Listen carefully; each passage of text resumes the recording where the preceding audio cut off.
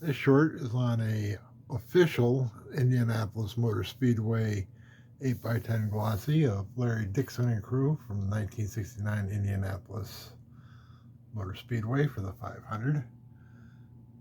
There's his Bryant number cooling and heating number 21.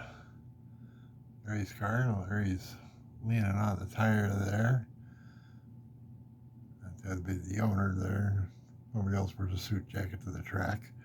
Notice the lack of fire suits. They didn't worry about safety back then. They knew life was short and you just went out and enjoyed yourself. Now he's not leaning on the tire, he's actually standing in the cockpit.